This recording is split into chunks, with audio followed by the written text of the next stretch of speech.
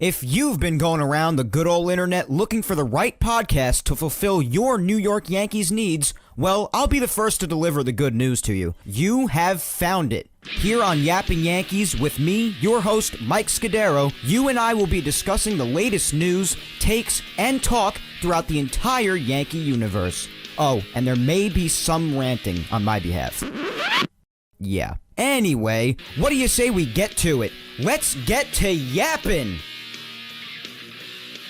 Well, hello there, my fellow Yankee fans, and welcome to episode 245 of the Yapping Yankees podcast. As always, I am your host, Mike Scudero, your friendly neighborhood Yankee yapper with the best yap in all the land, here on December 15th for a second week in a row in the offseason in the year 2024, with yet another extra large order, you best believe it, for this week especially, of the Yappuccino.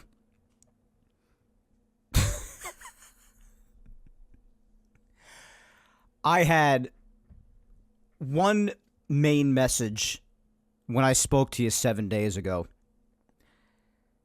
And that message was that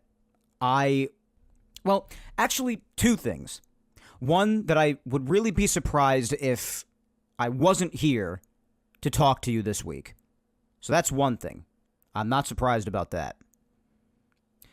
But the main message of last week's episode was that I was begging for the entire Soto situation to come to an end sooner rather than later, because I and many others had predicted, some others predicted that it would drag on for far longer, but I and many others predicted that it would get all sorted out either before or during the winter meetings. Either way, if you listened to last week's episode, and if you missed it, then go back and listen to it, last week, episode 244.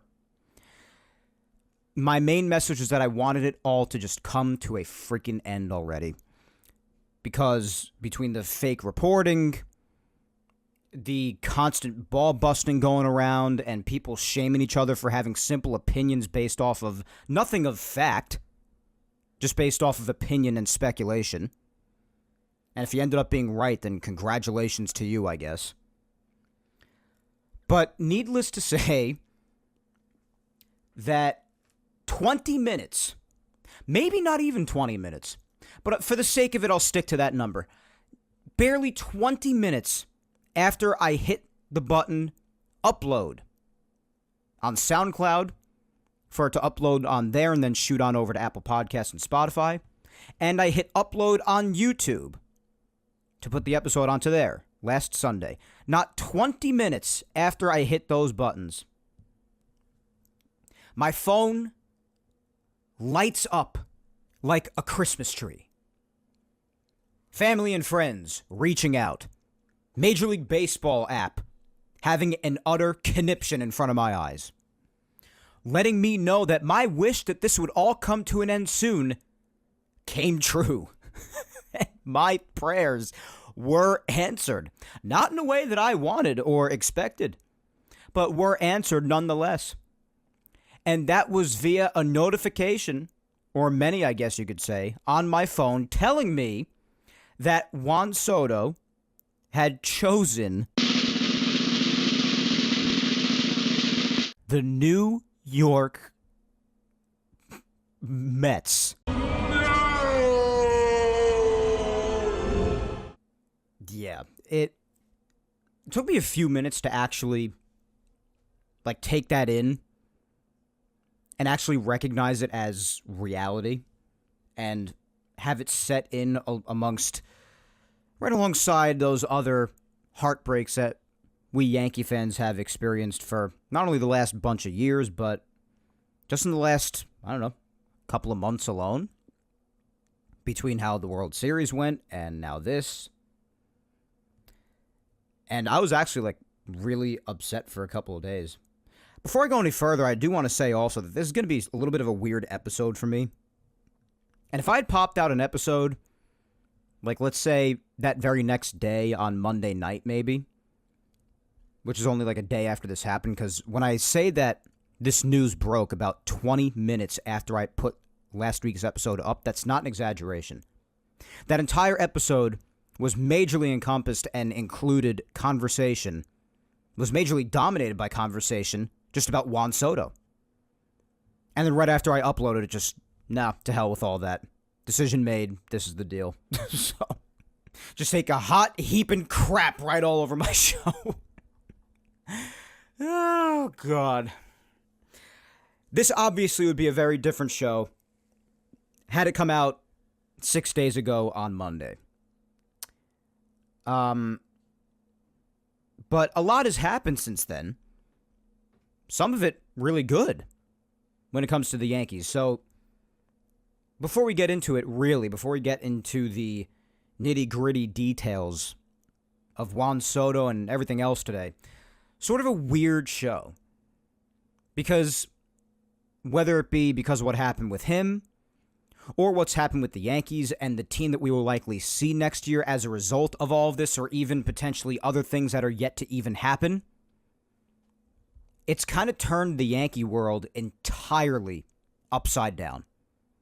Right onto its head. That's at least the feeling for me. I don't know how it's been for all of you. There seem to be a lot of varying opinions throughout the entire Yankee community, especially after all of these days have passed, since the Juan Soto news dropped basically a week ago to the day. Late last Sunday night, right before the start of the work week, just how we like things done, right? Not. But a lot's been said. A lot of anger, a lot of happiness, depending on which side you're on. A lot of opinions, depending on the side you're on. I have opinions of my own, many of which are probably going to come as a surprise to a lot of you, especially considering the strong rhetoric that I have put out there when it comes to the Yankees getting Soto back and how badly I wanted them to get him back. But I just wanted to give you basically a disclaimer before we really get into it today, because like I said at the start of the show, you best believe this is an extra large order of the Yappuccino today, of all days, even despite everything else that's happened in the last couple of months. I got a lot to say. I got a lot of thoughts. And like I said, a lot of which are probably going to be a surprise to a lot of you. But this is sort of a weird episode. You're getting a very different one than the one you would have gotten had it come out last Monday, for instance, right after it happened. Because like I said, since this took place, as the week went along, the Yankees did a couple of really good things. And there could still be many good things ahead, possibly. Obviously, we don't know that for sure. So that's why it's a bit upside down. Right after the Juan Soto news came out last week, I expected this show to be one of major depression, anger, frustration, doubt about the future as a result of it. But then the week actually went on to be a bit positive after that. So I was like, what in God's name am I going to do on Sunday for the show? Oh my gosh, it's going to be so weird. Such clashing combinations, such a whirlwind of negative and positive. So we're just shooting from the hip here like we usually always do here. I'm not even doing a social media segment today, guys. I just want to air my thoughts out, have a one-on-one talk from me to you. So kick your feet up, settle in, relax, maybe get some of your favorite food if you're just sitting there and chilling out listening to me. Maybe go get your favorite drink. If you're in the car listening to me, then well, concentrate on the road first and foremost, but do enjoy still on your commute. If you're at work, I guess, well, then concentrate on your work if you're not in a break. If you are on a break, well, then the same thing applies. Just sit back and enjoy, because it's all on me to do the talking today, do the yapping today as always, and live up to the title of my damn show here. But I just couldn't believe, I gotta tell you, I couldn't believe that this happened maybe 20 minutes after I uploaded my show last week. I was promoting it, and some other people were even in the middle of maybe even watching other sports games. Football was still on. Maybe somebody was catching a hockey game or a basketball game. Maybe some people were getting ready for bed to start the week because the next day was Monday, for crying out loud. I was getting ready. Right after I shot it all around on social media, I was like, oh, it's time to get ready for bed. Now, because I go to bed really late, I don't know if I would have immediately gone to bed, but I was going to start getting ready for it. Pick up my clothes for the next day, get my lunch ready, take a shower, settle in a little bit. No. Take a heaping crap on your plans, Mike, for your Sunday evening. And your 1 hour and 40-minute show contemplating what was going to happen to Juan Soto. You wished it would end. Well, I grant thee your wish and remind you to be careful what you wish for. That's what I was very strongly told. The money and length of the contract obviously came out right after that. It wasn't too far off from what I expected it to be, regardless of who was going to be the team who ultimately ended up signing him.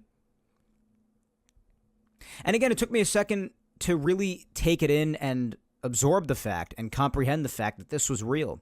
I really did think he was going to come back to the Yankees, guys. This was not a subjective opinion or a biased opinion. Silly me, I just thought that after what I saw in 2024 that he would want to come back for more, especially if the Yankees offered him even decent money. And they offered him decent money. They definitely did. Just not quite as much as the Mets did. And so he settled with the Mets. I don't want to say settled. I mean, made his choice. Made his choice. 15 years, $765 million with a signing bonus included. But that's not even all of it. This contract had, as they call it, escalators, with the scenario of an opt-out option and voiding said opt-out option for potentially more money. So he has an opt-out option on this contract that he has with the Mets after year 5, guys. Year 5. So that would be after the 2029 season, when he would be in his early 30s. If the Mets choose to void this opt-out, if the opt-out is not exercised, he will be making an extra $4 million a year for the remainder of the contract. And the remainder of that contract would be the remaining 10 years. So 4 times 10 is $40 million. So in the event that this escalator is met, you could tack on another $40 million to that 765 original number, the total. And in the event of that happening, you're talking about a contract for the first time ever of over $800 million.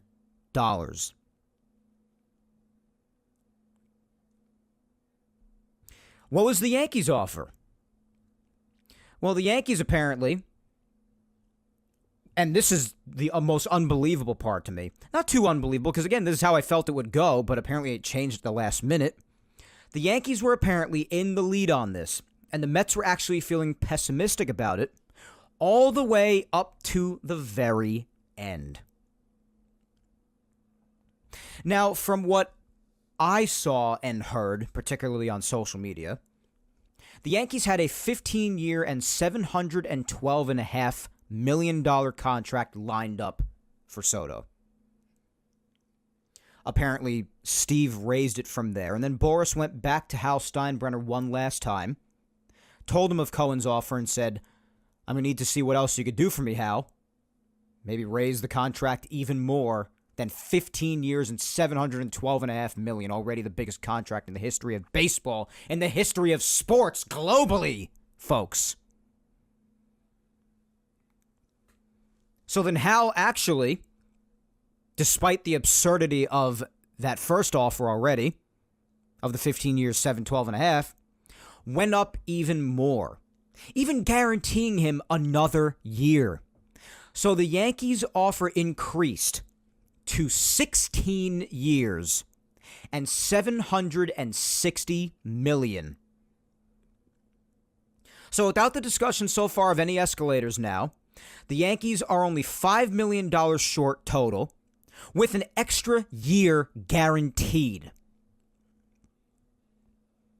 And yes, ultimately, it was revealed that this included also a $60 million signing bonus as opposed to the Mets' $75 million. This was a fantastic offer.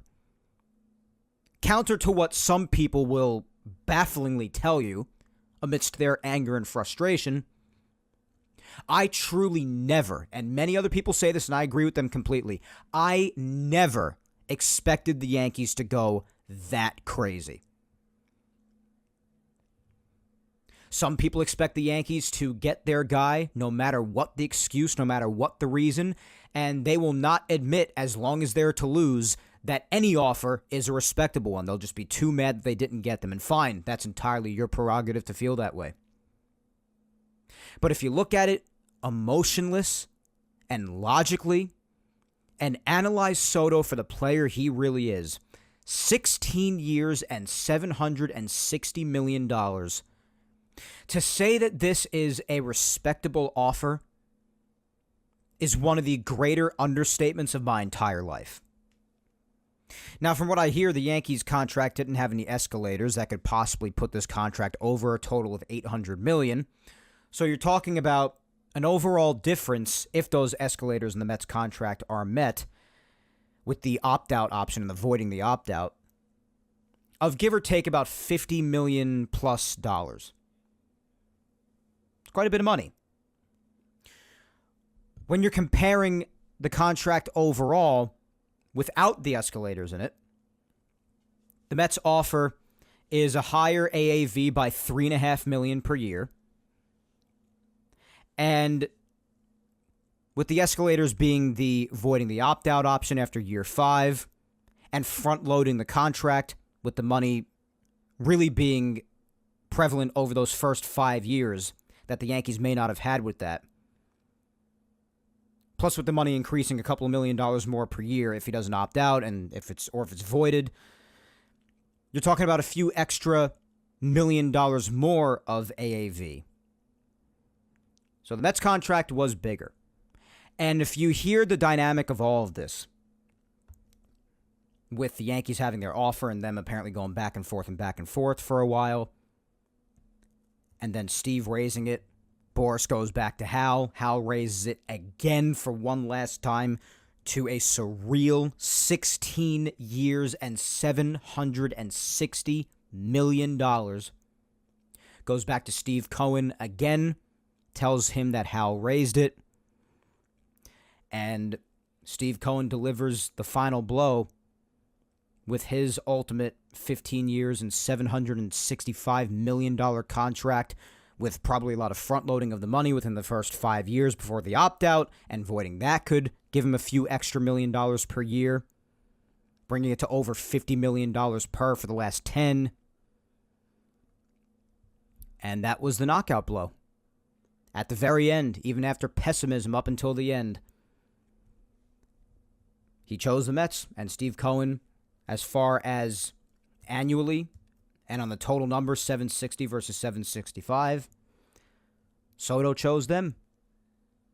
And when I heard about this dynamic that went on until the very end, until Soto made his devastating decision, I got the impression, and so did many other Yankee fans, that no matter how high Hal was willing to go with this contract, I truly don't think that there was an amount that Steve Cohen was not willing to go to in order to make sure he got his man. We all knew that at the start of this, that if it strictly came down to money, there was a very good chance, not even saying it was definite because we didn't know until it actually happened. So that's why I kept on saying just stop crapping at each other and shaming each other for having opinions and thoughts and speculations of their own, because we don't know what's going to happen. But we all did know deep down that if it strictly ended up coming down to money, there was a good chance that he could very well have chosen the Mets. Because we all know the amount of money that Steve Cohen has. And we all know what he said at the very beginning of this, that he was not going to be outbid. I think a large amount of this, even if not totally. Large amount of this was about the money. And from that perspective, I am not surprised that he chose the Mets. But for just about every other reason, I am a little bit surprised. I am. And that part is all my own fault. And the faults of every single one of us who believed that Soto would come back. I thought that all of those amazing moments that he had as a Yankee, the fact that he had one of the best years, if not the best year of his entire life on this team, the amount of love and support and pure euphoria that there was between him and the fans, especially in the last couple of months, like all those days, like re-sign Soto, all those chants and all the love they gave him and everything, making it to the World Series. I thought that meant something. I thought it did. Maybe somewhere in him, somehow it does, and I just don't know it because I'm not Juan Soto. But I thought that would have played at least a little bit of a part. And I certainly do think, despite contrary belief in some areas, that the Yankees gave him a stunning offer. Like, the annoying part about all of this is that usually when something devastating happens, my first knee-jerk initial reaction is to try to point the finger at something to blame because it makes me feel better. And I think we're all victims of that to a certain degree, most of us at least. But the thing was, it was very complicated for me internally because I couldn't find anyone to blame. Usually, like even when this first came out, I gave the Yankees a chance. It's like, I want to see what the Yankees offer was before I get livid with them. Like a few people around me were already livid at the Yankees. Like, oh, how could they let this happen? And some people were still feeling that way after the fact. But especially beforehand, they were like, how could the Yankees possibly let this happen? They lost their guy. They didn't even compete. I was like, whoa, whoa, whoa, whoa. Before I get mad at them, let me wait to hear what their offer was. And again, despite differences in opinion, even in this area, after the fact, when I heard the offer, I couldn't be mad at them. This opinion and a few others coming forward are probably going to be ones that surprise you. Knowing how badly I wanted Soto back and how I wasn't going to be using any excuses in the Yankees' favor to excuse them not getting him back. This is the way it is, guys. What do you want me to tell you? I couldn't be mad at them for that. I couldn't blame them. And you know that I'm not a hypocrite or a phony for saying that, because if you listened to last week's episode, I did say that I would rather a gross overpay than losing him. Yes, I did say that. But what I also did say was that objectively, if you looked at this contract and factored in who Juan Soto is and how he is as a player, let alone other contracts that other guys, no matter how long ago it was, a year or two ago, how other guys were going to be getting less money than him, like Ohtani, like Judge. And I know value of money changes over the year. I know all of this. We've talked about it a million times. I'm tired of talking about that. Point is, I did say last week that the rumors of what the contract could be and that it's likely going to be well over $700 million. When it comes to Juan Soto objectively as a player, I did say last week that that was an absurd number. It was. Objectively, it was an absurd number, but then that led me to then say that I would rather an overpay than losing him. Both can be true. You could acknowledge the absurdity of something, but then still be okay with it happening because you want the guy on your team. And I did, of course, want Soto on my team, and I still wish he was on my team. But when I saw this Yankees offer, I just couldn't bring myself to be mad at them. Yeah, overall, did they offer more money? $760 versus $765. That part at first, before all of the other contract details came out, I was like, wow. He chose another team for only $5 million more. I was like, that is crap. That was the initial reaction. Then all the other things came out with the escalators and what that would mean for the AAV after year 5. And, the fact that he would have left, $50 million plus, give or take, 45, 50 million plus on the table if he stayed with the Yankees. Strictly from a money perspective, which I think this had a large part to do with, I was a little bit more at peace with it, despite still being devastated that Juan Soto is not going to be back next year, obviously. Both can be true. You could be understanding and have a tough time blaming people and not be absolutely livid about it, but you could still be destroyed at the fact that something you were really hoping for is not going to be a reality anymore. All of these things at once can be true. I know that because I experienced all of it over the course of this last week.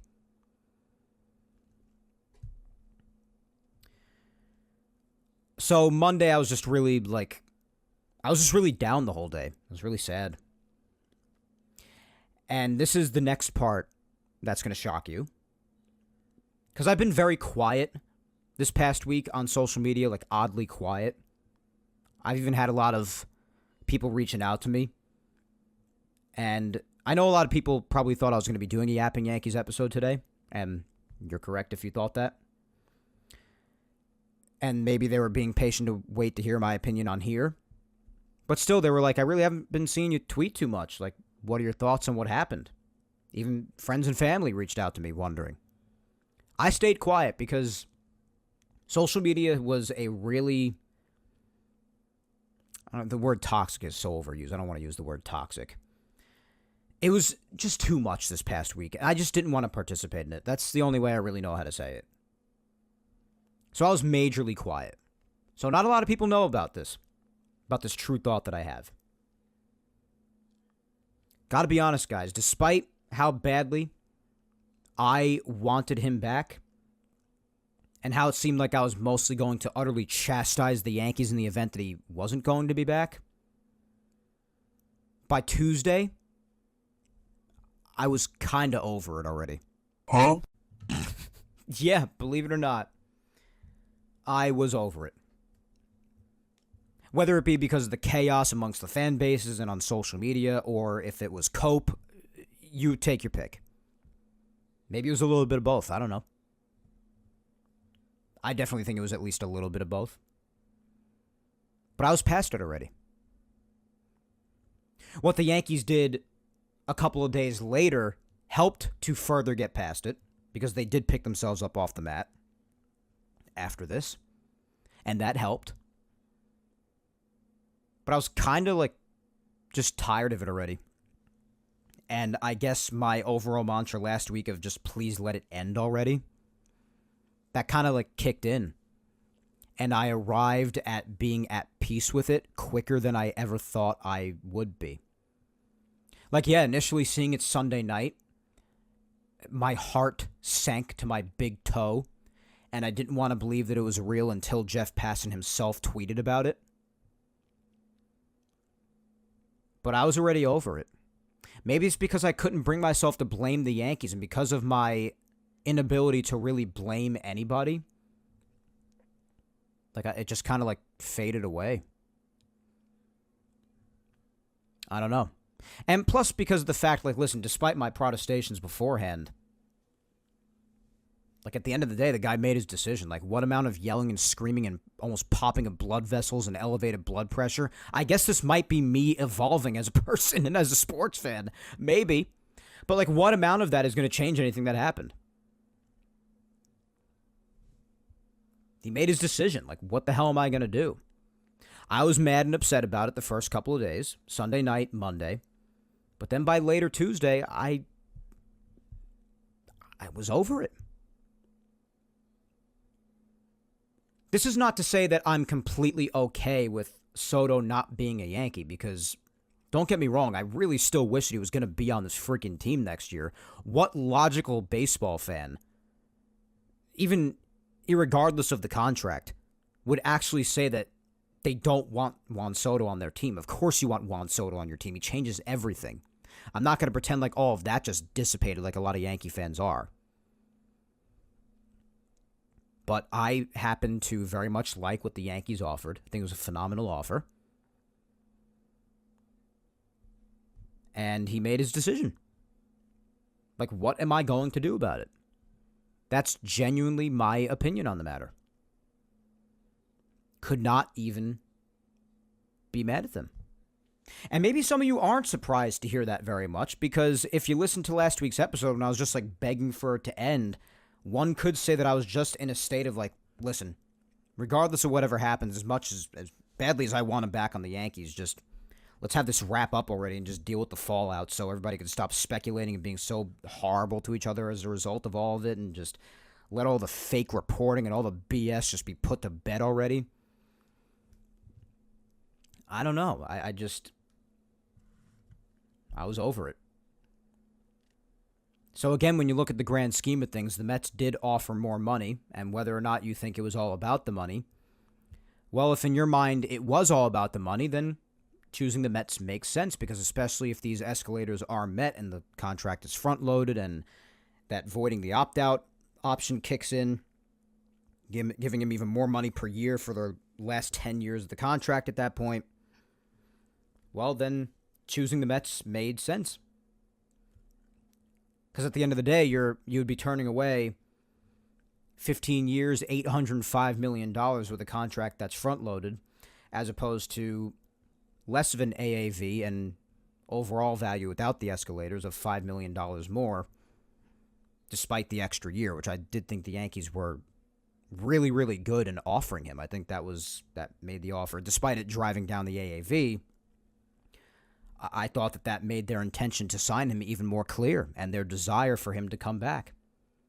This time, which I seldom ever do, I actually agree with Hal or Cashman and all of them when they say that they felt that they put a really good foot forward in an attempt to bring this man back.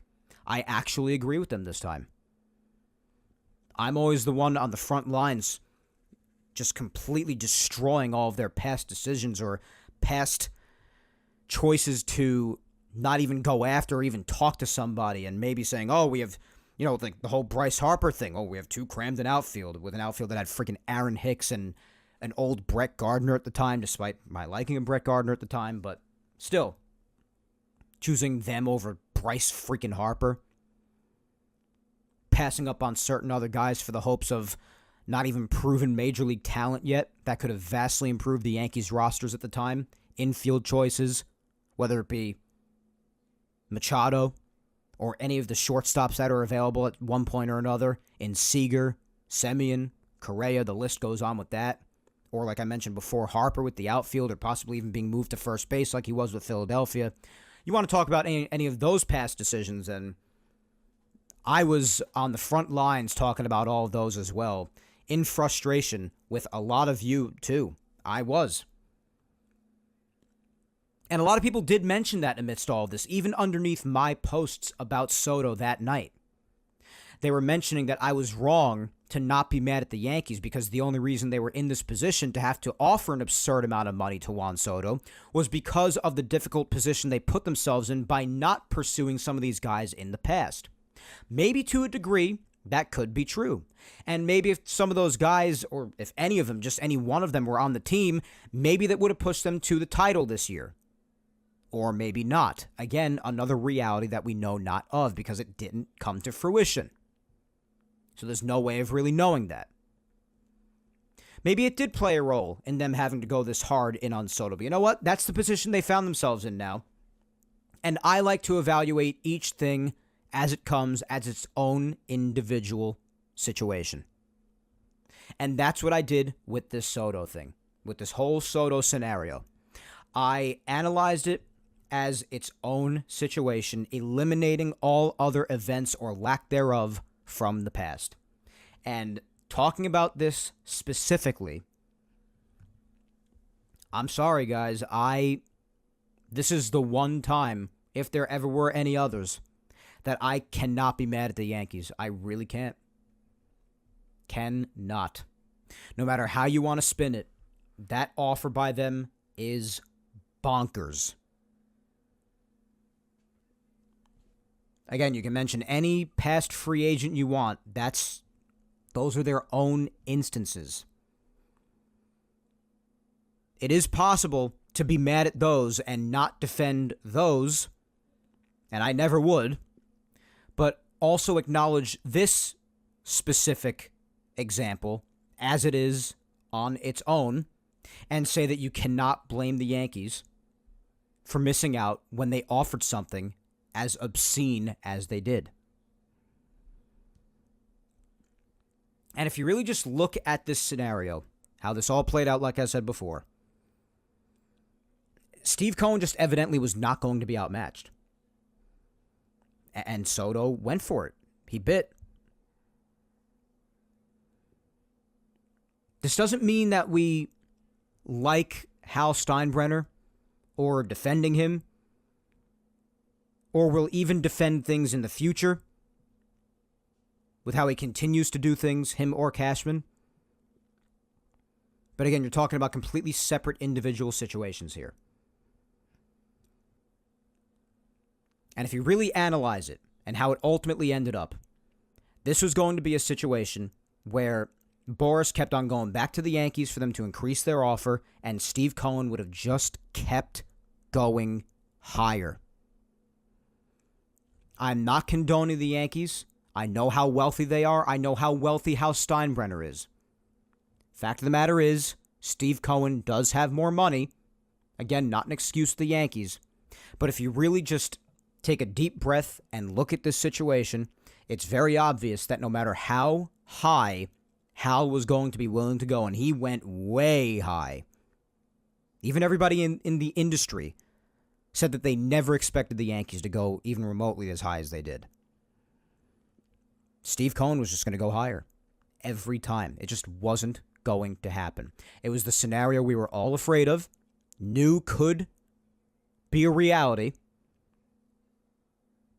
but tried to just hope against all hope that it wouldn't become a reality, and it did.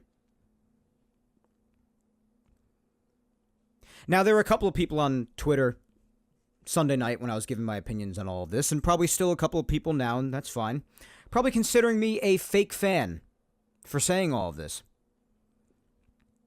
And that's fine. You can call me a fake fan all you want. I've been called it probably about 89,000 times since I've started the show, and hell, even since I became a Yankee fan back in 2007. That's okay. I just want to make it clear, though, I am by no means saying that losing Soto is no big deal. It is one of the biggest deals in the history of baseball. And especially right after this happened, I was thinking to myself that I truly have no idea where the Yankees feasibly go from here. No clue. I am staying completely consistent on the fact of what I always said, that Juan Soto, even in the event of acquiring multiple names, is basically irreplaceable, particularly offensively. Especially if you're just going to try to acquire one other player. You're not replacing him. You're not. This does suck. Even a week later. It sucks. Regardless of Yankees fans' frustration and bitterness, maybe frustratingly saying that, oh, I'm over this, screw Juan Soto, and saying a lot of bad stuff they've been saying. I'm saying it in a logical manner that I'm basically over it, but that doesn't mean that this doesn't suck. And Yankee fans do have a right to be upset. Part of it, again, is our fault for thinking that he might even take a slight discount to stay, or that anything else on the field or even off the field might have given the Yankees further value in his mind, even amidst financial negotiations. We are partially to blame for feeling that way.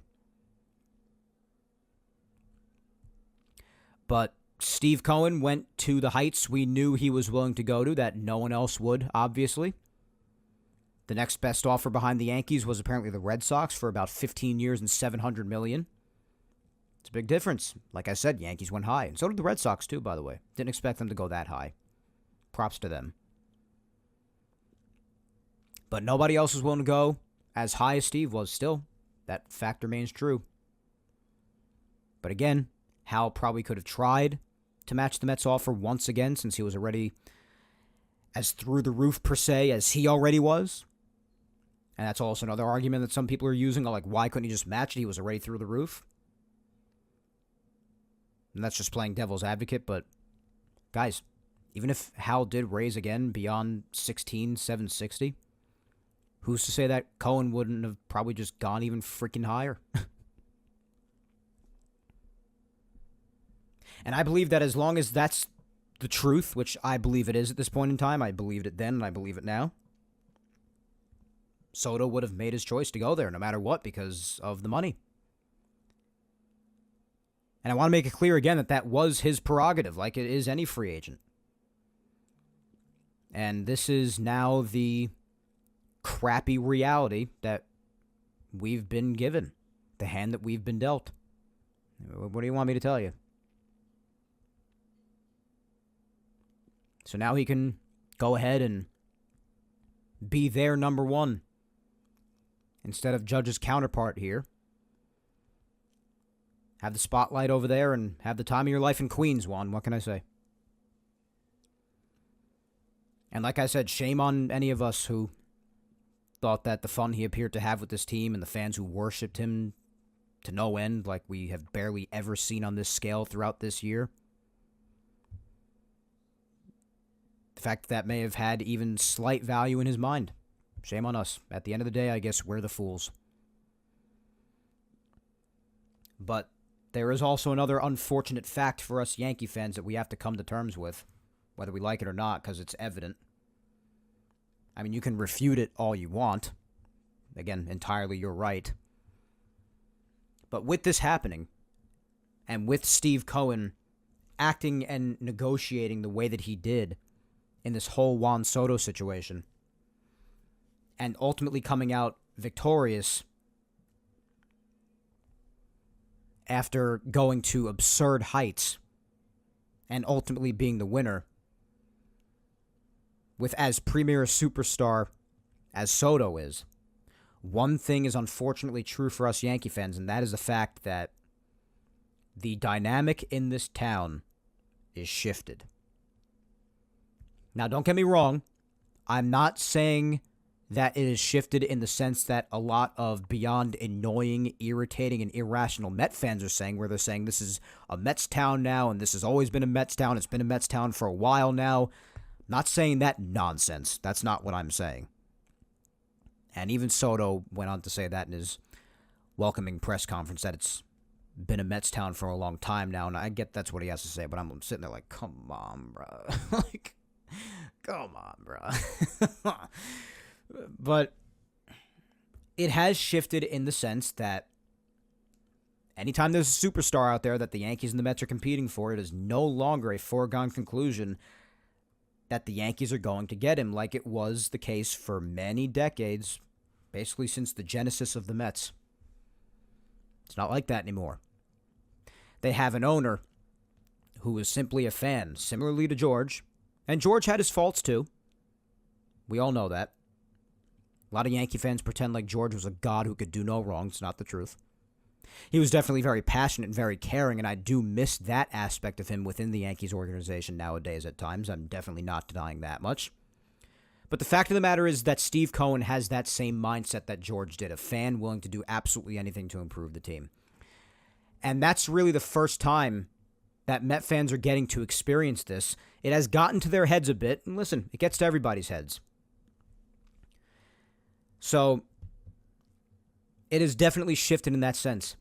If there's a superstar out there that both of them are interested in, it is no longer, by a long shot, a foregone conclusion that they're automatically going to the Yankees and that the Yankees are going to offer them boatloads of money. It's not the case anymore. And I think this shows us, Yankee fans, that we're going to have to come to terms with that unfortunate fact. The Mets are right there with them. Yeah, neither one has done any actual World Series winning for some time now to prove that it is their town. Last handful of years, couple of years, the Mets have unfortunately owned head-to-head matchups. I mean, that's really the only potential area that the Met fans out there could embarrassingly claim that this is a Mets town, and has been for a long time. Anything else, Yankees haven't won 15 years, Mets haven't won in almost 40. Up until 2-3 years ago, it was still Yankee-dominated head-to-head. But I guess with the last couple of years now, and with this Juan Soto signing, it's gotten to people's heads, and now all of a sudden it's not a Yankees town anymore. So again, that's not what I'm saying. I'm not saying that part. But with chasing down free agents and competition financially, it's no longer blindly Yankees, guys. This is the objective truth, and we're going to have to accept it. Now, a lot of Yankee fans don't want to. Still saying, oh, this is the Yankees. How dare you say that? Stop backing up and condoning the behavior of billionaires and giving them a leg to stand on with their penny pinching when they're just fine financially. It's not your money. What do you care? Blah, blah, blah, blah, blah, blah, blah. Run down the list of all the usual responses to that. But that's the way it is, guys. It's the way it is now. It's not a foregone conclusion. And credit to Steve Cohen, man. He said he wasn't going to miss out on his guy, and he would go as high as he had to, and that's exactly what he did. That is what he did. On the subject of the contract itself, well, I've been clear about all my feelings pretty much at this point in time, being over it and ready to move on. The contract itself, I will say this, and you know this isn't unfair of me to say or hypocritical because, I did say this last week. Contract itself is absurd. And the Yankees' offer was even absurd. I wouldn't have said differently if the Yankees signed him. I would have said the same thing. It's okay to acknowledge that while you're happy to have somebody back, or you're happy to have somebody in the case of the Mets for the first time, you can also admit in the same breath the contract's ridiculous. And it was. It's absolutely ridiculous. I mean, if you want to compare to others, take Ohtani, for instance. If you don't even want to take Judge, who is factually the better player, and I'm not talking like this, again, like just because Soto's not on the Yankees. It's not the reason why. I was even talking like this last week. I was talking like this in my personal life, even before the signing happened, so it's not BS. This is how I thought before. This is how I'm thinking after. People were saying all over the place, and they even said this on many sports stations, and they're right, saying that it's crazy that the biggest contract in sports was not even given to baseball's best player. And that's just the truth. Even if you want to put Juan Soto in top 3, well, then he's third. Aaron Judge and Shohei Ohtani are both better players than him. Now, if you don't want to take Judge because he was signed 2 years ago and that's too much time and the value of money's changed too much, and fine. Take Ohtani last year. Just last year. Last offseason. Take him and his massively deferred contract. 10 years, $700 with $680 million of it being deferred. You're talking about Juan Soto getting overall 5 more years, and if the escalators in the Mets contract are met with the opt-out option and everything, over $100 million more than a player who is better than him. Now, I've expressed my frustrations over the just massive media coverage and just massive milking of Ohtani in the media. I've gone in on that plenty, I know. But the fact of the matter is that he is better than Juan Soto. Even without pitching, he still had a better season than him. And this is talking from someone who had Juan Soto on their team last year. So again, it's not bias or being subjective. If you know me for a while now, you know I'm not subjective. I really try to look at things with an objective lens. I really, really do. And I think I do a pretty damn good job at it. But it's a statistical fact that Ohtani is better than Juan Soto. Last year, Juan Soto is not even the best player on the Yankees. Aaron Judge is better. Say what you will about the playoffs, but strictly based off of individual skill as a player, Judge is better. And yet, look at what Juan Soto got and look what they have. It's insane. What Juan Soto got is crazy. It's objectively crazy. Was a large reason for this contract probably his home run in Cleveland?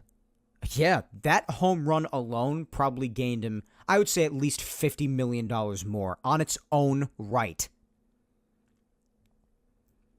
let alone the fact of how he had, again, one of the best, if not the best years of his life, like I said he would probably have before the season even started, in 2024 at the Yankees. He did. All of this probably earned him way more money than he was originally going to get. He was always going to get big money, but a lot more than he was already going to get. Absolutely. But what he got is objectively ridiculous. And even the most respectable, reputable, objective minds in baseball will tell you that, Jeff Passan even being one of them. Strictly from a baseball perspective, and I still would have said this had he signed with the Yankees, I promise you I would have. It's a bad baseball deal. It's not great. It's a massive contract. It is. One that we've never seen before. And because this contract has reached such surreal heights, at this point, between where we've taken ourselves from Aaron Judge to Juan Soto with a mere 2-year difference, I'd be surprised at this point if by 2030 we don't see the first billion-dollar contract. Whether it be just bluntly out there, so-and-so years for $1 billion plus, or whether it be from escalators or signing bonuses or what have you. I'd be shocked if by 2030 we have not seen the first billion-dollar contract in light of this Soto contract. I'd be shocked if we don't. But again, if you take a look at this contract in particular, I know 2 years divide financially Judge and Soto. But Judge, you're talking about, is even better offensively. And despite his dropped ball in Game 5 of the World Series, we all know that deep down, he is one of the better gloves in the entire sport. He is a fantastic defender in more than one position in the outfield as well. Not even just one, in multiple positions in the outfield. Shohei Ohtani, even if you take away the pitching, he's still better. If he's pitching too, and doing what he did overall in 2022, and even in 2023 as well, and you have that 2-for-1 factor kicking in with him, like everybody loves to talk about, well, then that makes my argument even stronger if you're talking about that. But even taking the pitching away, strictly offensively, he is better. Because we all know that Juan Soto's glove, while it wasn't brutal with the Yankees this year, he had his fair share of embarrassing errors, but on an overall basis, it was not as bad as it has been in years past. We know the defense on an overall basis is not desirable. It's not. The offense, that's what you're going to miss, obviously. Even beyond the quantity of his statistics, but even the quality of his gameplay and his at-bats. That home run at-bat in Cleveland in the CS is what you're going to miss. It's the quality of Juan Soto's gameplay.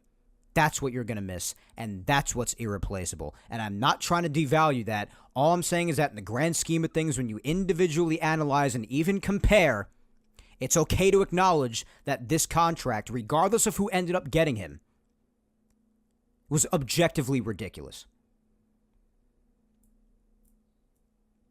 The fact that this was purely for offense alone, and there are multiple guys in baseball who are better factually offensively than him, and he is making this much more money with this kind of a contract, it's unbelievable to me. And despite other feelings on the matter, it's okay to admit that. It's okay for multiple things to be true at the same time. A lot of people have trouble grasping that concept. A lot of people are just fully black and white. You got to feel this way or the other way. No complex feelings or thoughts whatsoever. No, it's not the way it is. It's not how life is at all. And the same thing applies to sports.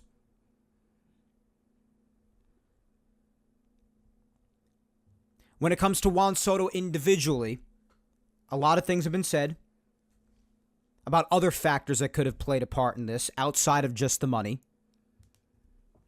A lot of rumors flying around that the Yankees wouldn't give him and or his family a suite for free, something that the Mets might have offered. So discussion about a family welcoming environment in the stadium. And also a report, and I really think that this is complete crap, and even if it is, I have a hard time believing this played a part in him making his decision. But some reports flying around that there was a security guard that treated his family badly with an incident or something like that earlier on in the season that apparently pissed him off and put a bad taste in his mouth from the start.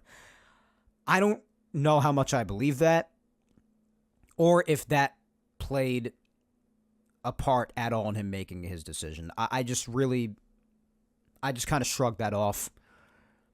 Maybe the sweet thing is true. I mean, I don't really know.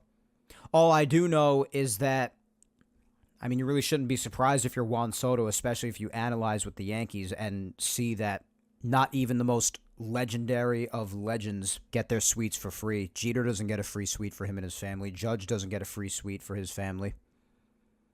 So ultimately, if guys as immortal as this, especially Jeter and legends of the past, if they don't get free suites, why is Juan Soto going to get a free suite? Like, I don't know. If you want to call the Yankees cheap for that, then fine. You're more than welcome to do that. Or call them wrong for, not doing that for people then or now. Fine. You're more than welcome to think that. But why, if you're Juan Soto, would you expect that to be different if players of that caliber don't get free suites? So, I don't know. Maybe that played a part in it. Maybe it's true. I don't freaking know. Ultimately, I do think a large amount of it was the money. I mean, I listened to the guy's press conference at the very beginning, and some people attribute it to the fact that his English isn't too strong and it took him a certain amount of time to find the right words for it, and fine, maybe that's true. But when they asked him, like, why'd you ultimately pick the Mets? I mean, there was struggle there trying to find an answer. I mean, I look forward to the day, if it ever even comes, where an athlete can just sit up at a press conference table and say, listen, man, I went for the money. It's for the generational wealth and for just ensuring that my bloodline is secure for the next multiple generations. I mean, I'd respect that answer. I don't know about you. I mean, it's just, that's the way it is for a lot of people. I mean, I heard a lot of people saying, oh, it's for the Mets' future, and Juan Soto himself did say that. And, like, fine, but future? I mean, in analyzing these teams specifically, I mean, their farm systems, while the Mets one is better, it's not like worlds apart. I mean, I just looked up the other day the farm rankings on MLB.com in 2024 right now. Maybe you have an updated one that shows differently right now. Maybe mine is a little bit out of date. It was from a few months ago on my end. But the Mets were at 13 and the Yankees were at like 17 or 18. It's not all that different. The Yankees still have a lot of good pieces in their future, potentially. When it comes to analyzing their rosters specifically right now for the future, if Juan Soto comes back, you're still talking about teaming up with the best player in the world offensively, strictly. Because if he's pitching and doing what he did in 22 and 23, then Shohei is the best overall player in the world with the two aspects of the game, with pitching and hitting. But strictly offensively, Aaron Judge is the best player in the world, and that's what matters for Soto, offense. So you could be tag teaming in that sense and take the team back to yet another World Series and give yourselves a chance to win again, which is what it was claimed from the beginning that Soto prioritized, was winning, and you just went to the World Series with the Yankees and could take an advantage even of a weak American League. And right now, especially from a pitching perspective, even without the additional moves later on in the week, Yankees have some solid pitching. Solid pitching. The Mets have no pitching at all. Clay Holmes is getting ready to be, as of right now, their number 2 or 3 starter. Someone who has never started before at the professional level and almost induces cardiac arrest with only getting a couple of outs, let alone 12 to 18 outs. The offense is good, yeah. Mets offense is good, especially if you partner Juan Soto with Francisco Lindor and have Vientos hitting third. I mean, that's a very good 1-2-3, don't get me wrong. If they get Pete back, that secures it even more. 1 through 4 is pretty devastating at that point if you're the Mets. But overall roster perspective, bullpen, starting rotation, offense, Juan Soto comes back, especially with the moves that were just made after the fact with the Yankees. And who knows what those moves are or aren't made if Soto is signed. I mean, that's a story for another day. But even without that, I would say the rosters aren't too far off from each other talent-wise. if you're taking Soto out of the equation and all other moves that may or may not have been made so far. I mean, you just made it to the World Series, and you meant what you did to the Yankees offense. So it's kind of weird to say that it was like a clear-cut indication that the Mets were the better choice for the future. Like, the context of it made it sound like it was, like, just not an easy choice per se, but it was clear-cut. Like, oh yeah, they're better off. But not really. Like, not all that much. Like, yeah, their farm system's a bit better. Not disputing that. Was it really like that much of a difference? Like, I don't know. It's weird. Some people said it could have been a whole deal where he didn't want to be in Aaron Judge's shadow for the rest of his career. Maybe he wanted to be the guy. I mean, maybe. I don't know. That could be it. I mean, he's definitely going to be the guy in Queens more than he would have been the guy in the Bronx. Yeah. I mean, he did better than Judge overall in the playoffs, no doubt about that. But as long as Judge is on the field, he's obviously not going to be the guy because Judge is the captain. He's accomplished what he has, even if it has been in the regular season so far. I mean, Judge is the guy. So, yeah, Soto wouldn't be the guy. And maybe he didn't want it to be like that. Maybe that played a part in it. Maybe it was a little bit of all of these things, guys. Again, we don't know for sure. We're not Juan Soto. We don't know for sure. I do happen to think that a decent chunk of it was the money. I think the front loading and the additional money per year after year 5 in the event that those opt-out options are met with those escalators in the contract, I definitely think that that is a lot of money on the table right there. And I do think that Steve Cohen would have kept on going higher and higher no matter what, regardless of whether or not you think that Hal should have done the same. I mostly understand him not doing that and putting his foot down eventually, when already objectively in absurd territory. I think it was mostly because of the money for those reasons. And maybe it's a little bit of all these reasons that I mentioned. A lot has been said this past week. Like I said, got a lot to say today and a lot to cover based off of everything that has been said by every possible person this past week. It's so much crap. And I'm probably even still missing certain aspects, to be honest with you. But when all is said and done, like I said, I very much respect the Yankees' offer. I think it's a fantastic offer. I am upset that Soto's not here anymore. I'm devastated that he's with the crosstown rival. I'm not happy about that. I did say early on that it was a betrayal. I'm a little more hesitant with that now because, I had to remind myself, like, yeah, he was here for only a year. And he was traded here, so he was basically bought here. He didn't choose to come here for 2024. And I don't know. So I do think that it, to a certain degree, is still a bit of a betrayal just because of going to the crosstown rival. That's just a tough pill to swallow from my perspective. But, I mean, I see people talking about loyalty this, loyalty that, and saying, oh, Juan Soto didn't know you guys anything. Well, yeah, that's true. He didn't know us anything. And he didn't know any loyalty or anything. He was only here for a year. And yeah, I agree with that. I do agree with that. That he didn't owe us anything. And he has every right to make the choice that he did as a free agent. And it's, kind of ridiculous to expect loyalty. But that doesn't mean you can't be surprised that he made this choice. Because if you're a Yankee fan, you know, because you watched this guy throughout the entire year, and you saw how fantastic of a time that he appeared to have here. Even everybody around the Major League Baseball industry said, you take this guy and you put him in pinstripes and you take a look overall at the year that he had with the Yankees, regular season, playoffs, the whole deal included, the whole package. Just the way he looked in pinstripes. It almost looked like you threw the ideal person into some sort of a Yankee creating machine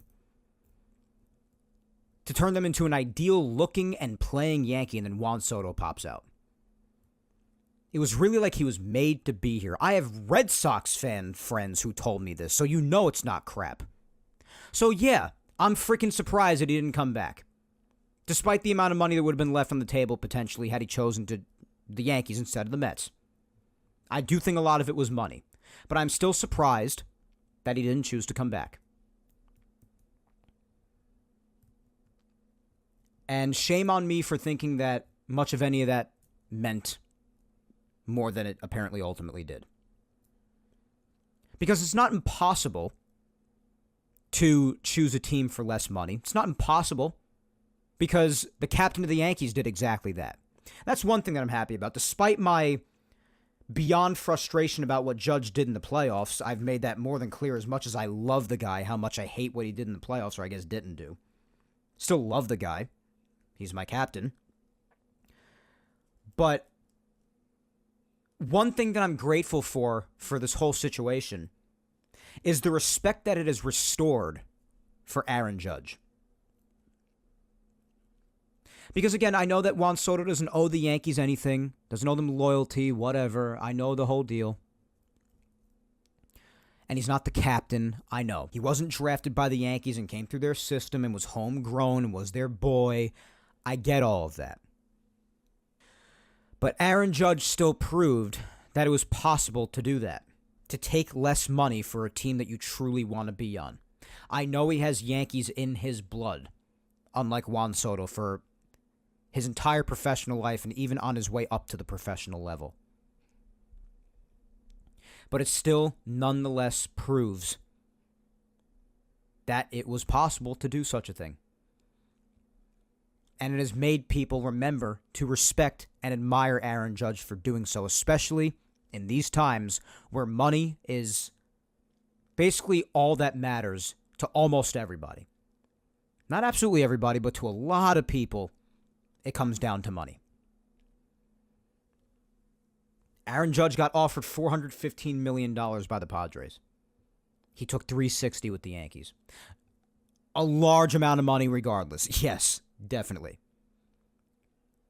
But he still himself left $55 million on the table to stay with the Yankees. So that's one thing I'm grateful to this whole thing for. A lot of remembered or even newfound respect for Aaron Judge. When Juan Soto went for the money, someone like Judge did not. A lot of complex feelings in this whole thing, guys. Like I said, I could be over this. I could be at peace with it, especially given how the Yankees have pivoted so far from this, which they have to do. They don't really have a choice, especially with the amount of money they just saved, if you want to talk about it economically or financially when it comes to the Yankees internally. Not getting Juan Soto ultimately saved them a lot of money. You could be mad at them if they do not spend that money that they saved. That's when you go all in on them for sure. But they've already begun to spend a little bit of it. They better not be done. But they have saved a lot of money. That's a pro, I guess, if you could pull any of them out.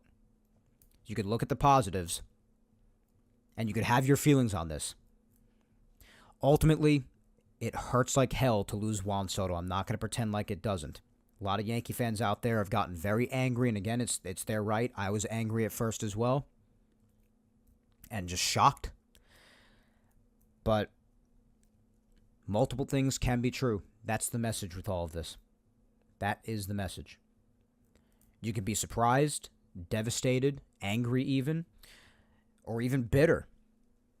But you can not deny that the Yankees have lost a tremendous, particularly offensive talent.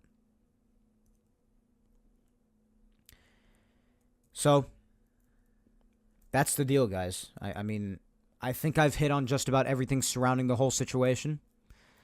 Those are my takeaways from it. Those are my opinions at this point in time. That's really all I could tell you. I mean, right after it ended, I basically said that I really don't know where they go from here. It's a really weird spot because this creates an singularly irreplaceable void in their lineup.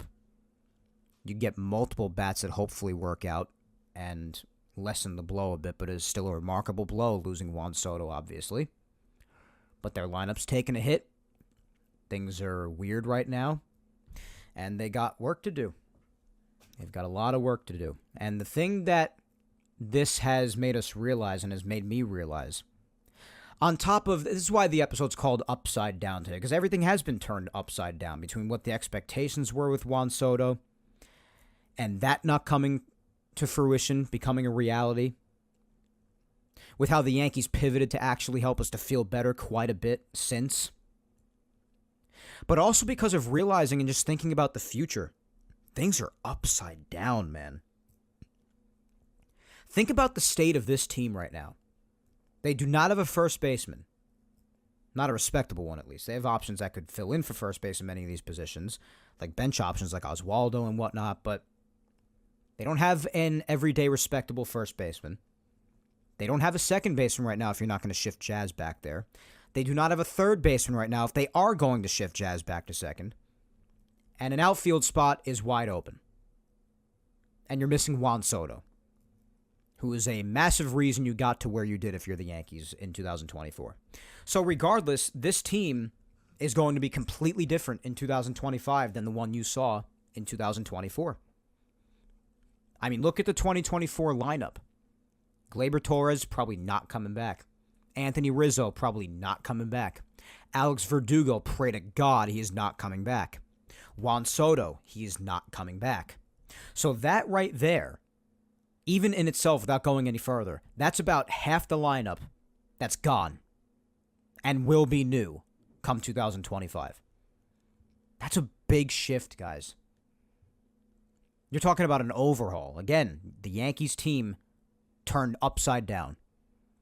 And a lot of it is because Juan Soto will not be back. And they can go in a lot of different directions. So far, they've only addressed pitching. They definitely have to address offense.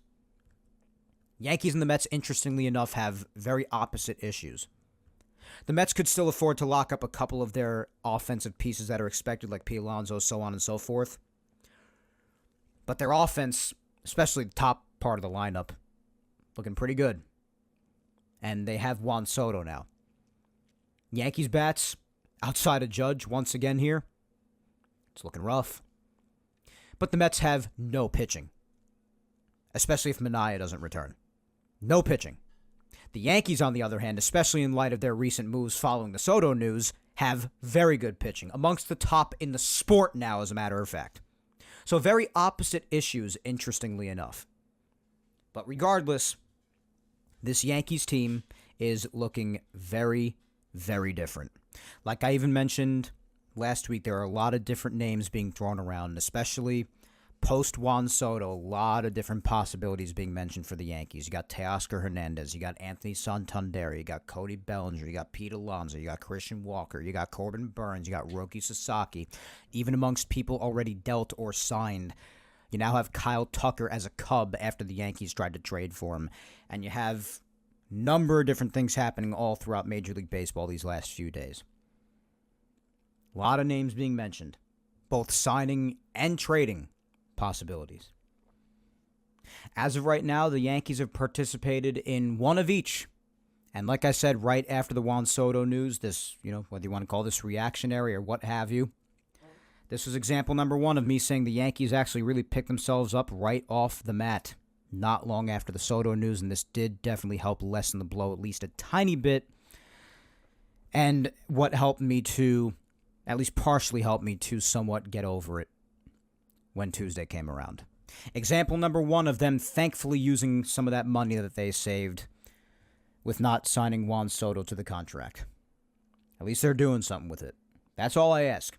If you're going to suffer the fate of losing out on Juan Soto, better use that friggin' money, man. That's all I know. So, Tuesday, instance number one of them picking themselves up off the mat and doing something, anything to try to pivot any way they possibly could to help lessen the near fatal blow of losing a bat like Juan Soto's.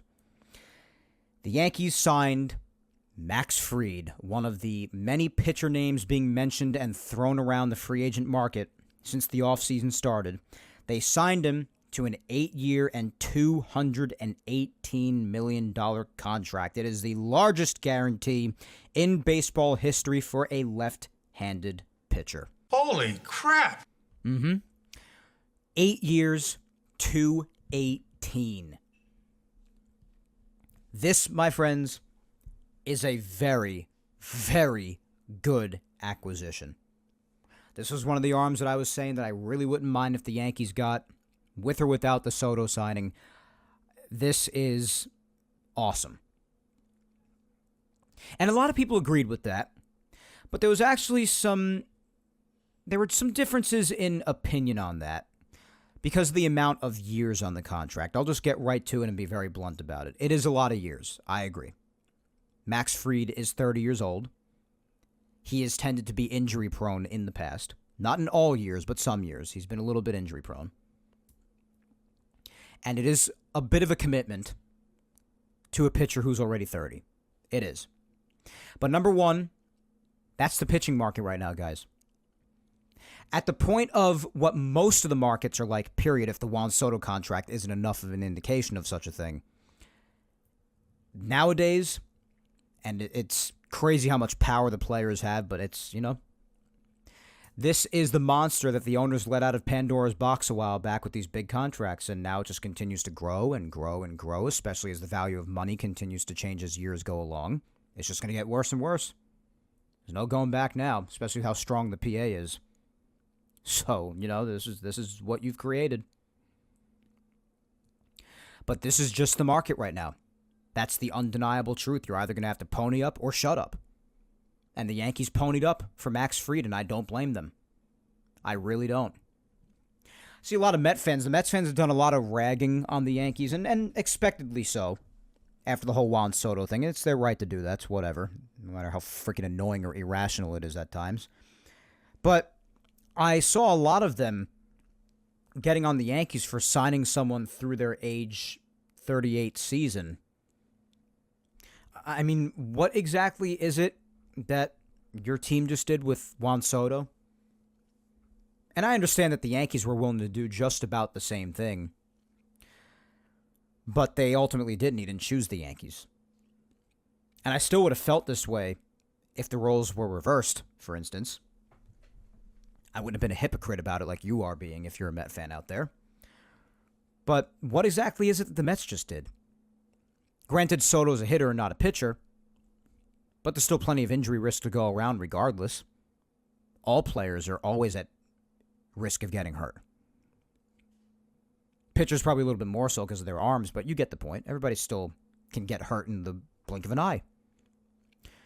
Your team just signed someone through age 41. The Yankees are to age 38.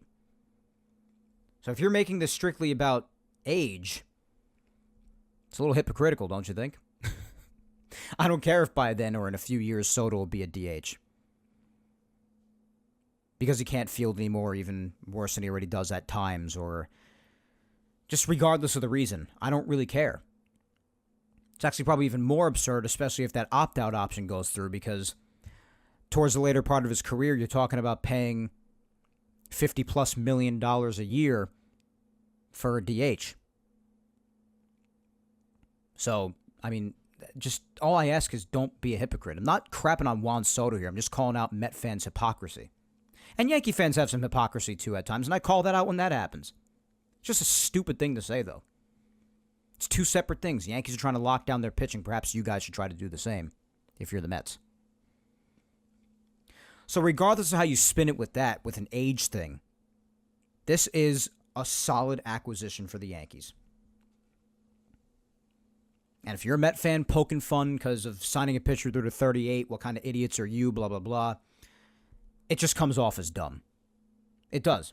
And besides, the main point I want to make about this contract as to why I like it. There are a lot of people out there saying that they don't like the 8 years. I acknowledge it's a lot of years. Even Mike Francesa is one of them. I don't even think they're wrong. It is a lot of years. But especially because it also does minimize the AAV, which adding more years usually does. That's what I mentioned before with Juan Soto and the Yankees, when the Yankees gave him a 16th year as opposed to the 15th. That's what it does, obviously. Add on an extra year, then it minimizes the annual average earnings. Not only did the 8 years minimize it for the Yankees to be only around $27 million per year, which is good because, I mean, especially with how absurd the pitching market is now. Could you imagine how like clutch that could be if the Yankees have someone with the talent of Max Fried, only making that much money per year, as to where the money will probably be per year for pitcher contracts that many years down the line. How absurd it's probably going to be in the early 2030s. Can you imagine that? So long term, that could actually end up aging pretty well, depending on what happens with Max Fried's health.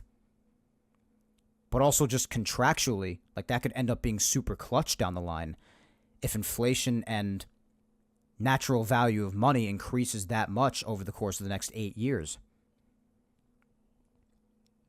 But also, the back end of the contract, most importantly over all the financial stuff, why is the back end of the contract even a thought on anyone's mind at the moment? Like, that's the part I'm having a tough time with. Like, I couldn't care less, possibly, about the back end of the freaking contract. Guys, this window right now, as we know, for the Yankees, continues to close. And that is also why locking up Juan Soto had the importance that it did. Now that it's no longer a reality, you pivot and do all you can. But that's why it was important, because this window is closing. The two cornerstones of the team in Cole and Judge continue to age. Many aspects of the team continue to change and morph, especially now with such large turnover and things being turned onto their heads, turned completely upside down.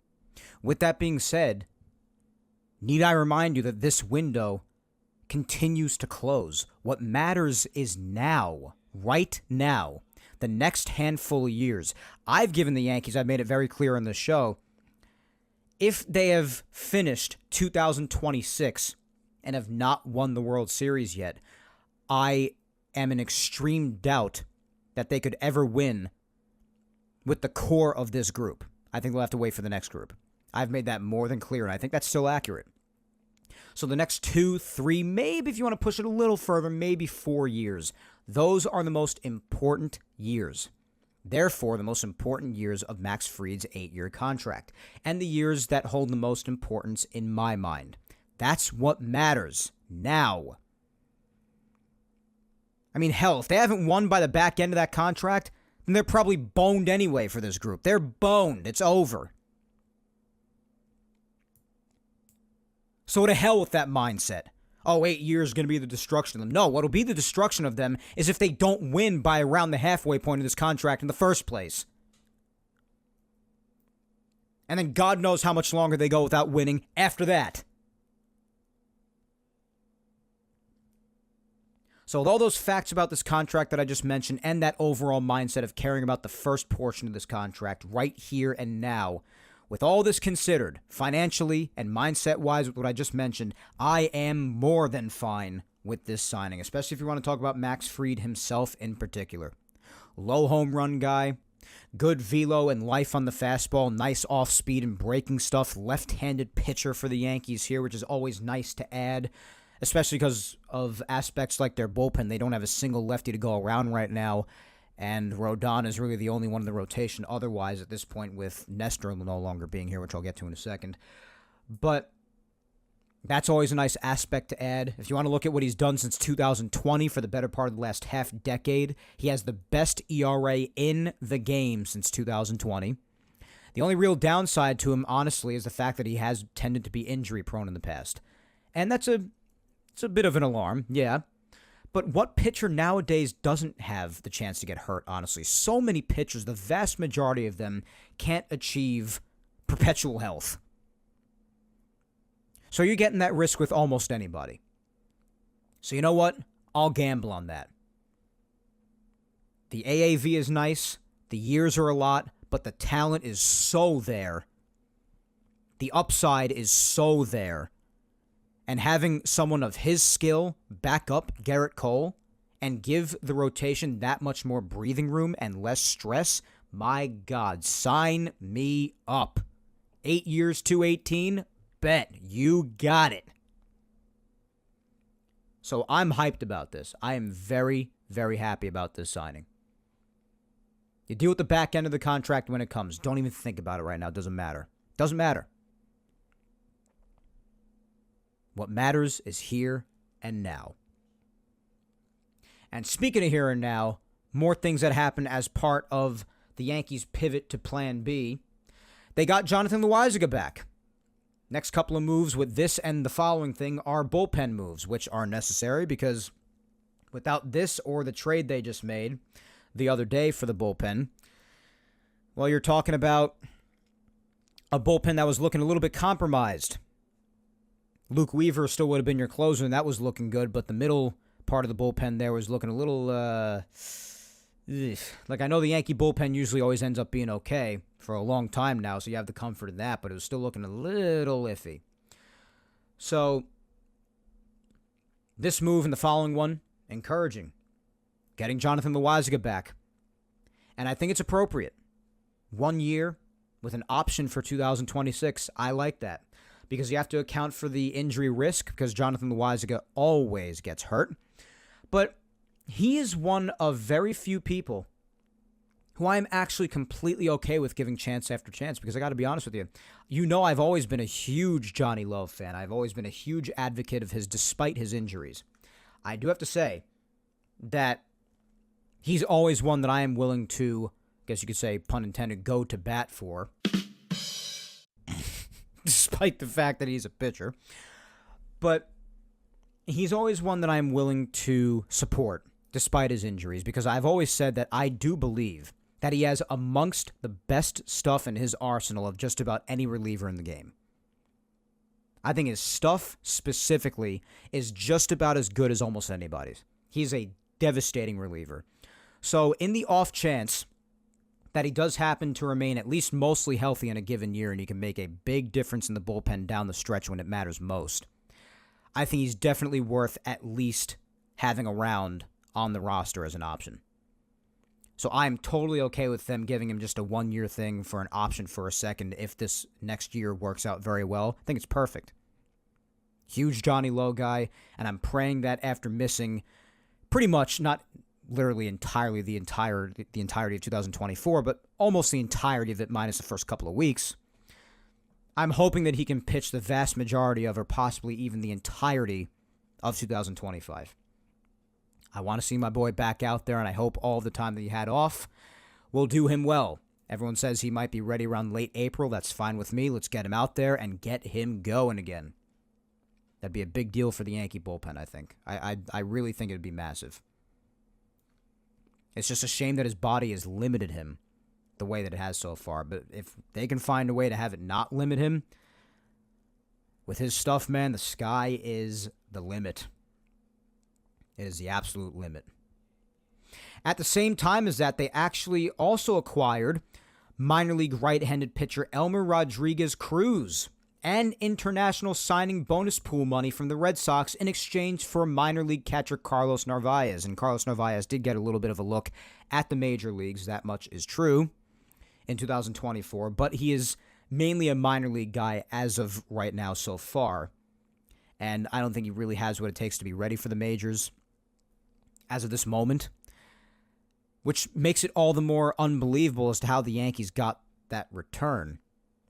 Rodriguez Cruz, to my understanding, was a top 15 guy, and he actually has a lot of talent. That factored in with also getting international signing money, which we know the Yankees love to get, and rightfully so, because the international acquisitions often end up being fantastic. A lot of Major League Baseball's talents are internationally acquired, so we know the importance of that. But also getting someone of the talent of Rodriguez Cruz. I mean, this kid's actually really good. Like, I did some research on him. He's got a great slider with a fastball in the upper 90s already. And he's only 21. That's some good stuff there. So that's a solid pickup. That and the international signing money, sign me up for that too, man.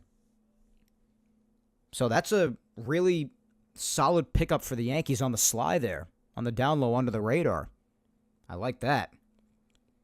And we know the Red Sox also made their trade for Garrett Crochet this past week, and they gave up the talent that they did. I guess they could afford to, because the Red Sox did have before and are considered to still have, which just shows how good it is, one of the better farm systems in Major League Baseball. So it's good that the Yankees were able to snatch this kind of talent from them just for Carlos Narvaez, to my understanding. That's a good trade. Really good. And speaking of really good trades, this is the last point of it.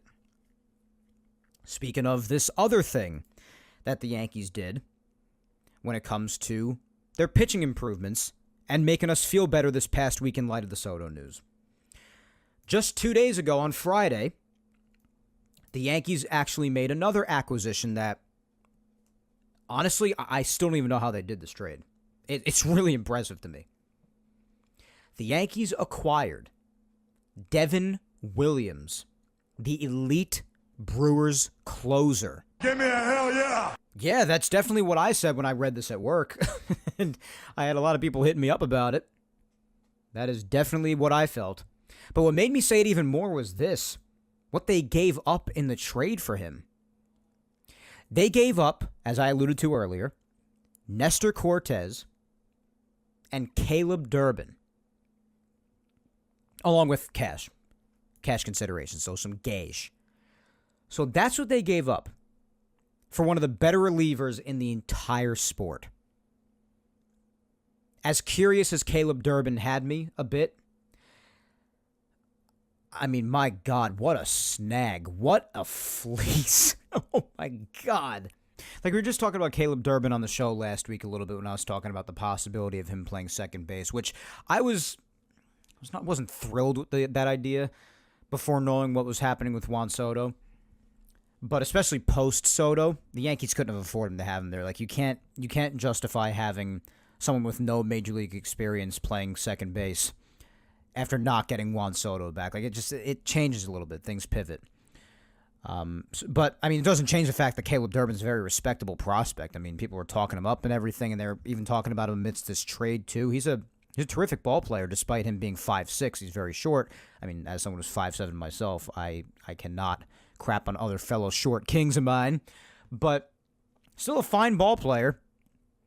But it's still amazing to me that all it took was a non-proven Major League Baseball talent, an infielder. Granted, he can play a lot of different positions, and that's very valuable, too. Teams value versatility so much in today's baseball. But that fact, and Nestor Cortez, that's it? To get one of the game's best relief pitchers? Guys, the back end of the bullpen now, you got a healthy Jonathan Loáisiga.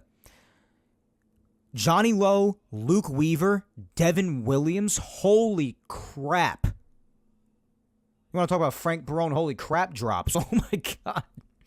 That is killer.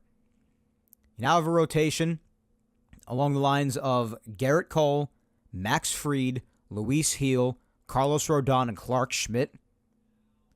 That's surreal.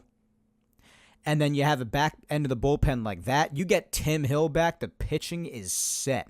And possibly even Tommy Kahnle as well. Because Tim Hill, I would definitely prioritize even more so because the Yankees literally don't even have a single lefty out in that bullpen. And who better than the guy who you could probably get for a decent price is a submarine thrower, proved he can handle the spotlight here in New York for the Yankees, and was nails for you in October. Who better than that? Also being the guy you should have gone with in Game 1 of the World Series, but another discussion for another day. Another discussion for another day. So, otherwise, that is the guy who you should prioritize if you want to / can get Tommy Kahnle back. I'm sure he would be more than willing to be back himself because of how much he loves it here. Then get both of those guys back to even further solidify that middle of the bullpen / back end and get yourself a solid lefty in the bullpen, which is needed. Then the pitching is pretty damn good to go. Just got to worry about the bats more so than anything. But acquiring Devin Williams is such a big deal, guys. That is actually awesome. The Met fans had a lot to say on this as well because he was the one who Pete Alonso homered off of against Milwaukee when the Mets were looking like 2024. Their season was over way before it actually ended against the Dodgers. Had their backs up against the wall. They were on the ropes. And then Pete Alonso hit a go-ahead 3-run homer off of Devin Williams. So Met fans have their little tidbit to say about this as well. Let them break balls about that. It's valid, it's whatever. But nonetheless, doesn't change the fact that Devin Williams is the reliever that he is.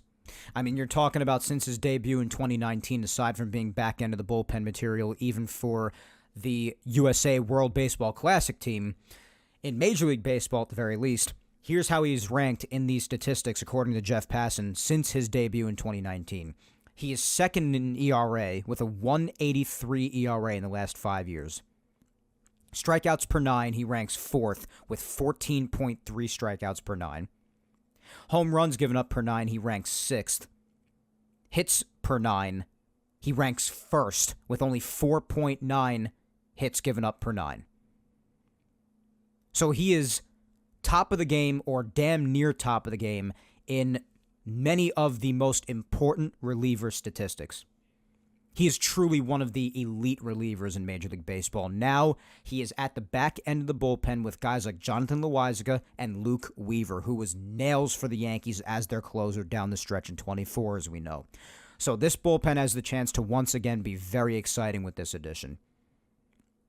As far as losing Durbin, like I said, yeah, you're losing a kid with a lot of talent, they say. But, again, still not Major League proven. You got to be willing to part with some guys and give up at least a little bit of good to get good. And you gave up some good to get great in this instance, in my opinion. So, W Yankees in this case. And Nestor Cortes, I mean, listen. He had his great times with this organization, there's no doubt. 2024 was a great deal of inconsistency. Ultimately, at the very end, it sucks that it had to end the way that it did with him being put in a situation he never should have been put into. But that will unfortunately probably be the last time we see him in a Yankee uniform. It was the second time he was a Yankee because he left and then came back, so it's possible it could happen again. I don't think it will. But if this is in fact the last time we see him with the Yankees, well, honestly, I'm at peace with it. Because I'll remember the good things that he supplied for us. He also had times of injury and times when he wasn't so great. There was a great deal of inconsistency throughout a lot of 2024, although he definitely had plenty of good times as well. And in 2023, he spent a chunk of that season injured. 2022 was fantastic. He really had his good moments with this team. He really, really did. A lot of fond memories with him, but I truly think, and I saw this tweet on Twitter multiple times, and I couldn't agree with it more, that the Yankees really did get all that they could out of him. And I think that you're really not going to see much better than we have already seen at times with him, and I'm at peace with him going. So again, those two, along with some gauche, like I mentioned before, I think he gave up some good to get a lot of great. And that is huge for the Yankees. I saw a couple of people, just a couple. No matter how good something is, you're always going to get your boneheads out there, so that's no surprise. That's just a part of life, even outside of sports. But some people had, like a couple of people had an issue with this trade. Like, what could you possibly not like about this from a Yankees perspective? Just weird. Like, this is objectively a great trade. On paper right now. It's a great trade. So the three things that the Yankees have done, the two major things with it being Fried and Williams, three things if you want to include the trade with the Red Sox. But you factor all these things in, it's a good start to Plan B. It's a better start than I probably would have thought of. Because again, after losing Juan Soto, I and many others were just left sitting there just really thinking, like, where the hell do we go from here? Things are going to be totally different. And how do you even start to potentially try to pivot for a Plan B to try to at least slightly lessen the blow of this thing? I think the Yankees done a good job of doing that. Again, I heard some people referring to the Max Fried signing as reactionary because of the length of the contract, but I explained my reasonings for not really caring about the 8 years. Might not age well, fine. I'm worrying about the here and now, bro. Here and now. Williams trade, fantastic. We're able to snag a really nice, talented piece from the Red Sox as well. Now, do yourselves a favor, get Tim Hill and or Tommy Kahnle back. First and foremost, especially from a lefty perspective and that need for the bullpen, Tim Hill. Get one of those two or possibly even both of those guys back and really, truly solidify that bullpen even more so and focus on getting the bats. That is the highest priority. You have a lot of names out there right now. Kyle Tucker's no longer really on the board. Could be an option for the trade deadline. Who knows? Or for free agency once he goes into it, if you want to explore that. But for right now, we have some further names to discuss. If any of them get signed within the next 2 weeks, especially if it's with the Yankees, then I'll be back with another episode. If anything happens major this coming week, then I'll be back with another episode next Sunday, like I did last Sunday and today with 2 in a row. I had to because so much has happened, aside even from just the Juan Soto thing, which even on its own would have warranted an episode today, obviously. But there are a lot of other names being thrown around here that are still available, whether it be for trade or signing. Teoscar Hernandez, Anthony Santander, Cody Bellinger, Pete Alonso, Christian Walker, all the ones I mentioned before, the Yankees still have their holes to fill, particularly offensively. Pitching's looking great right now and can get even a little bit better if you sign back those couple of bullpen arms, if even just one of them. But you need a first baseman right now, or a respectable one. Depending on what you do at Jazz, it sounds like they really like his arm, so it's actually a possibility that despite second base being his primary position, they might actually keep him at third. But depending on what they do with him, you need a second or third baseman as well, and you have an outfield spot to fill. I mean, I saw someone on Twitter today say that they would actually be okay with Verdugo coming back. Are you actually insane? I understand the guy had respectable defense, but my God. You're willing to put up with more of what we got with the bat this year? Are you freaking kidding me? I said this on Twitter today, and it got a lot of positive attention. I'm glad it did. I'd rather freaking see Trent Grisham out there every day. With Trent, at the very least, he's still a lefty hitter. You have some pop threat, which you don't have with Verdugo. I certainly think in a whole season, given a whole year, Trent would hit a decent amount more of home runs. He has this weird clutch gene to him in a way as well, and plus he has just as good, if not an even better, glove than Verdugo. Not to mention that at the plate also, he also has a good eye. I mean, they were even talking about that at times throughout the season, and it is true that Trent has a decent eye at the plate. And I'm not saying that I want Trent out there every single day over some potentially better options. I think that if either of them were starting, then the Yankees probably didn't do all they were supposed to do with the outfield. But just if given a choice between the two specifically, I would so rather see Trent get a more regular chance than Verdugo. I mean, Verdugo already had his chance over the course of the entire year, getting a lot more gameplay than he ever even deserved. So for that reason and many others that I just mentioned, I would take Trent over him in 5 seconds even. I'd literally rather see Trent out there every day. So hell no to that. But they have an outfield spot to fill.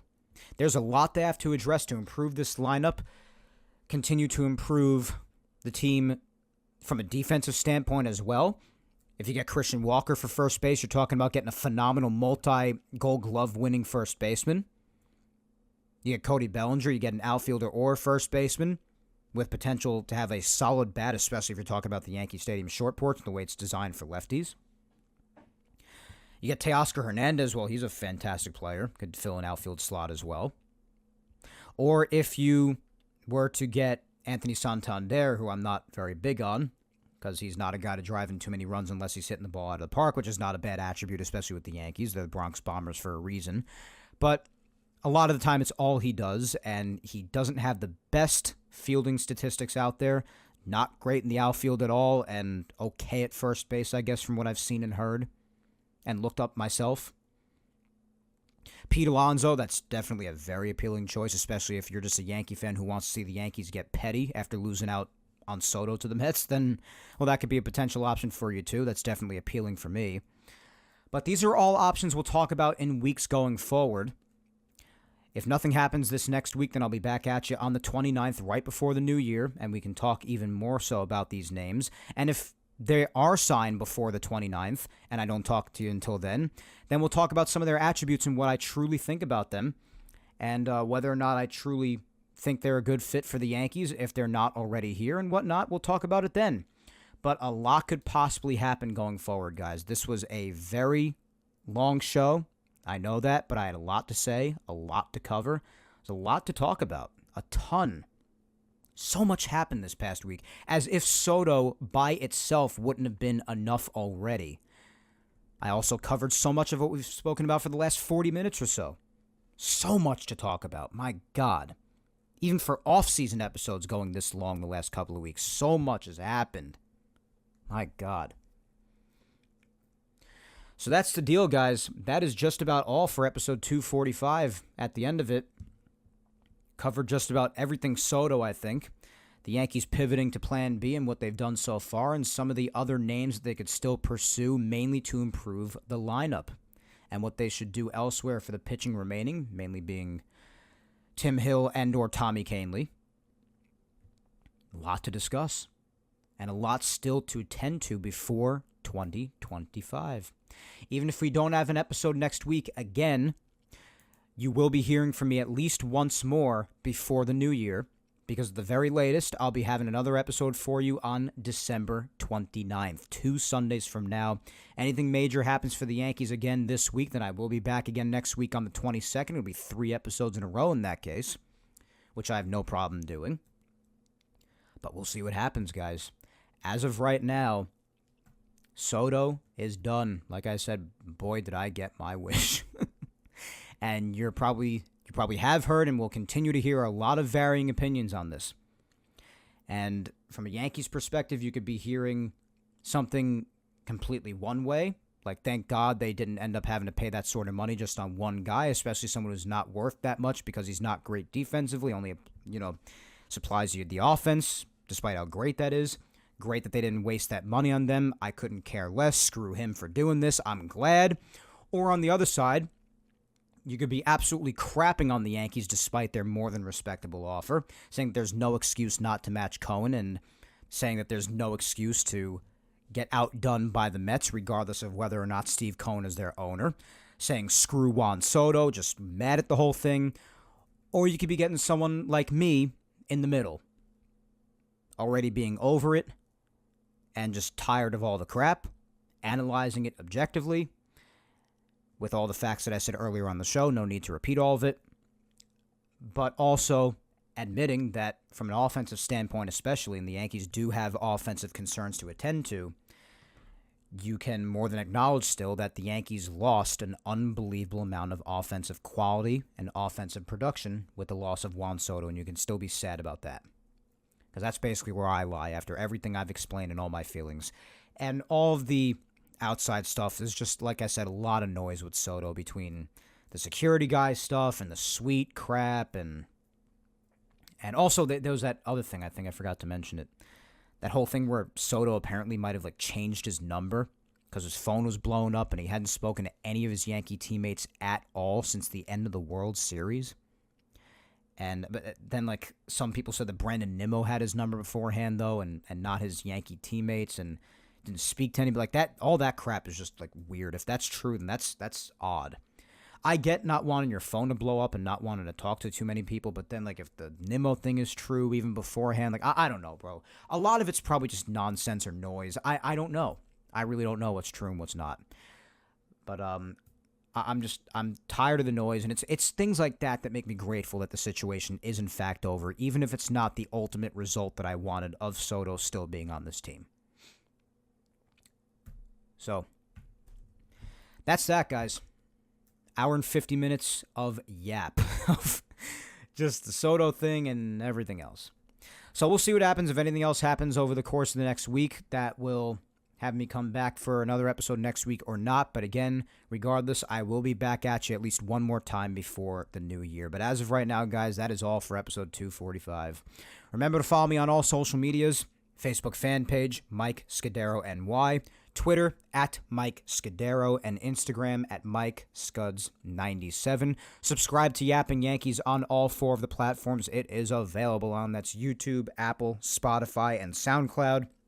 Be sure to like, subscribe, and comment wherever you may be listening to show your love like you always all do such a great job of doing, my friends.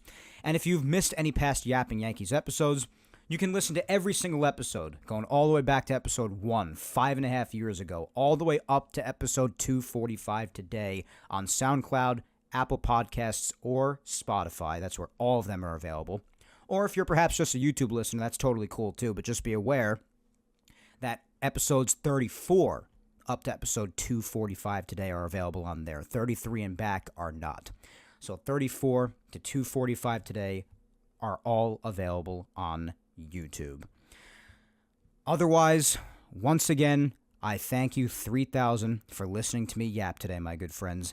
I have been your host, Mike Scudero, and we shall yap again, if nothing happens over the course of the next week, in 2 Sundays on December 29th with what will be the final episode of the year 2024. It's absolutely insane, guys.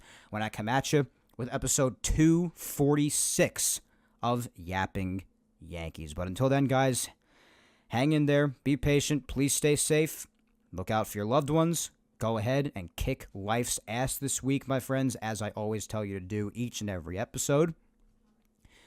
And we'll just continue to sit here and wait to see how the Yankees continue to pivot post Juan Soto. It's crazy to think that after all the fun we had this year, once Juan Soto's career is all said and done, after everything he's accomplished so far, and who knows what he still will accomplish in the future with the Mets, that ultimately this will just be 1 year in what will probably be a long career for him. It's crazy to think about right now before this 15-year contract even officially begins. Crazy thought. But we'll see how the Yankees continue to pick themselves up off the mat afterwards like they already have done.